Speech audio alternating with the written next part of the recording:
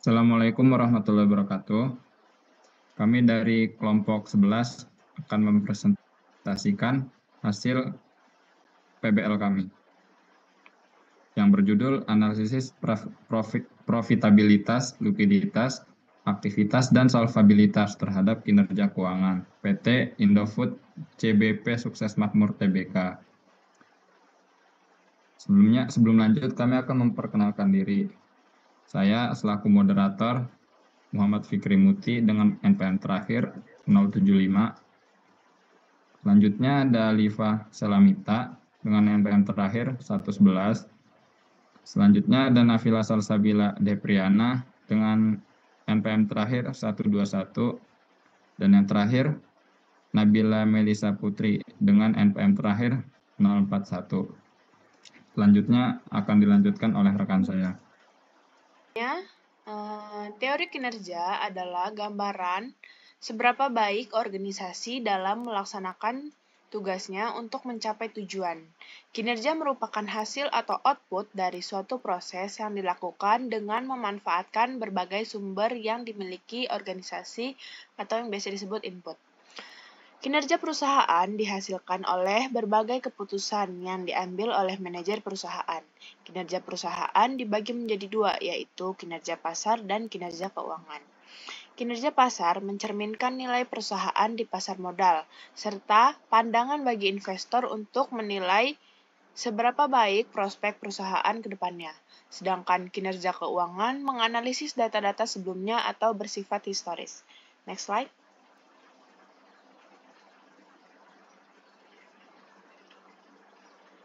Next slide. Di sini ada profile company. PT Indofood CBP Sukses Makmur Tbk merupakan salah satu perusahaan mie instan dan makanan olahan terkemuka di Indonesia yang menjadi salah satu cabang perusahaan yang dimiliki oleh Salim Group. PT Indofood CBP Sukses Makmur Tbk memiliki orientasi pasar, di mana produksi yang dilakukan oleh perusahaan disesuaikan dengan permintaan pasar. Perusahaan selalu berusaha memenuhi kebutuhan konsumen, baik dalam kuantitas maupun kualitas produk. Oleh karena itu, perusahaan selalu mengembangkan inovasi guna memenuhi kepuasan pelanggan, khususnya selera konsumen. Selanjutnya akan dilanjutkan oleh kelompok saya.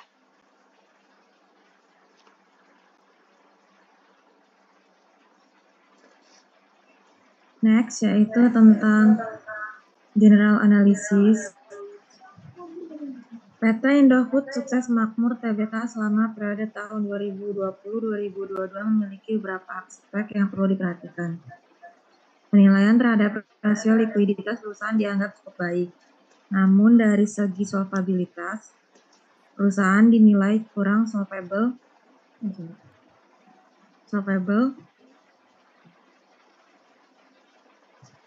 karena masih bergantung pada utang untuk mendanai operasionalnya. Evaluasi terhadap rasio profitabilitas menunjukkan kinerja kurang efisien, mengindikasikan bahwa perusahaan belum mampu menghasilkan laba bersih yang optimal setelah membayar semua beban dan biaya. Terdapat aspek-aspek aset yang belum dikelola secara produktif. Next yaitu analisis keuangan. Yang pertama ada rasio likuiditas.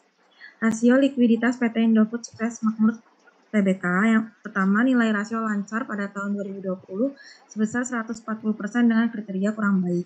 Nilai rasio lancar pada tahun 2021 sebesar 130 dengan kriteria kurang baik. Nilai rasio cepat pada tahun 2020 dan 2021 sebesar 100% dengan kriteria baik. Nilai rasio kas pada tahun 2020 sebesar 62% dengan kriteria sangat baik. Nilai rasio kas pada tahun 2021 sebesar 73% dengan kriteria sangat baik.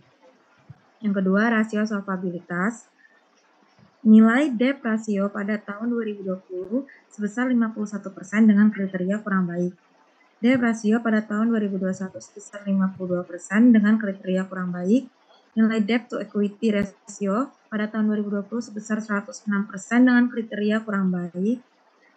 Debt to equity ratio pada tahun 2021 sebesar 107% dengan kriteria kurang baik. Next. Yang ketiga yaitu rasio aktivitas. Nilai rasio perputaran piutang pada tahun 2020 sebesar 15,4 kali dengan kriteria sangat baik berada. Nilai rasio perputaran piutang pada tahun 2021 sebesar 15,9 kali dengan kriteria sangat baik.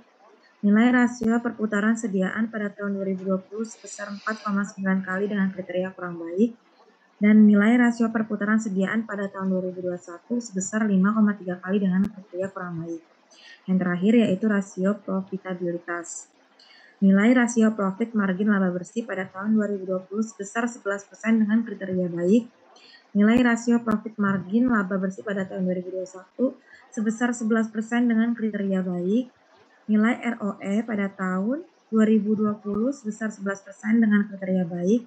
Dan yang terakhir nilai ROE pada tahun 2021 sebesar 13% dengan kriteria kurang baik. Selanjutnya akan dijelaskan oleh teman saya. PT Indofood CBP Sukses Makmur Tbk dari tahun 2019 ke 2021 mengalami penurunan laba, sehingga laba bersih setelah pajak atas penjualan pada perusahaan tidak baik.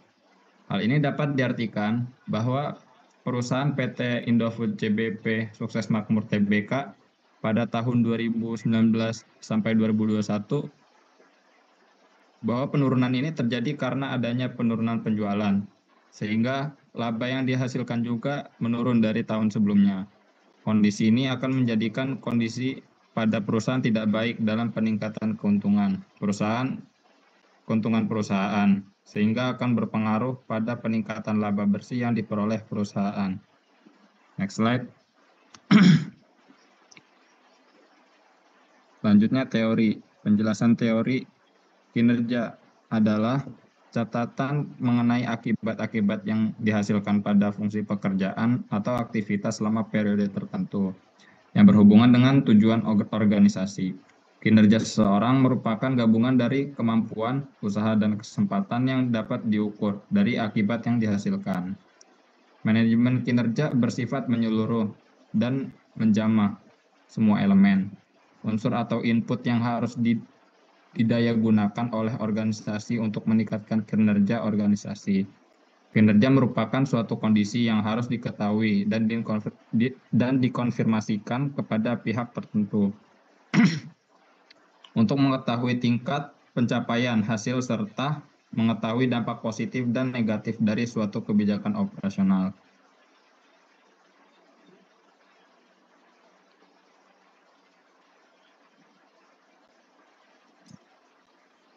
Oke, selanjutnya, penerapan teori kinerja pada PT Indofood CBP Sukses Makmur Tbk guna menganalisis kinerja keuangan perusahaan.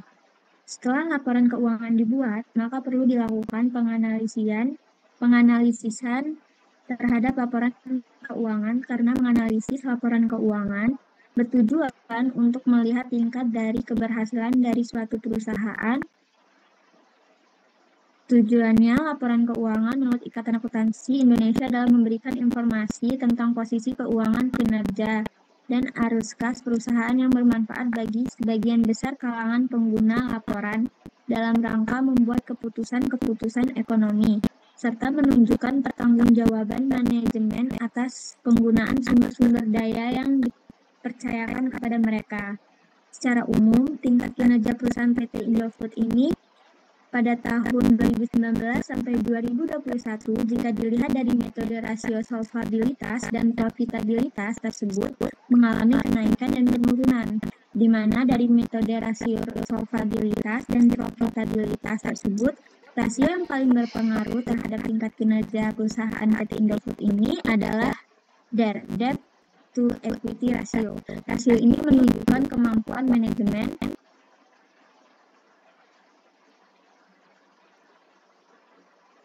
Selanjutnya, kesimpulan. PT Indofood CBP Sukses Makmur selama periode 2019 hingga 2021 masih terdapat beberapa indikator yang belum memenuhi standar rata-rata industri. Berdasarkan rasio aktivitas dan profitabilitas, kondisi ini lebih banyak diakibatkan oleh perjanjian akuisisi PT Indofood ini sendiri terhadap Pinnacle Company Limited pada tahun 2020 bukan karena pengaruh pandemi COVID-19. Tujuan akuisisi yang dilakukan oleh PT Indofood ini untuk memperluas jangkauan pasar internasional, terutama di segmen unggunya yaitu mie instan. Target tersebut berhasil dicapai dengan bukti peningkatan nilai penjualan selama tahun 2020 hingga 2021. Rekomendasi: mengingat bahwa ROA dan ROE memiliki pengaruh signifikan terhadap kinerja keuangan, perusahaan disarankan untuk fokus pada strategi yang dapat meningkatkan profitabilitas. Ini bisa meliputi peningkatan efisiensi operasional, diversifikasi produk, inovasi dalam proses produksi untuk meningkatkan return of asset dan return of equity. Perusahaan sebaiknya menyediakan likuiditas yang cukup untuk memenuhi kewajiban jangka pendek tanpa mengorbankan prestasi jangka panjang yang dapat meningkatkan profitabilitas. Selanjutnya, saya serahkan kepada moderator.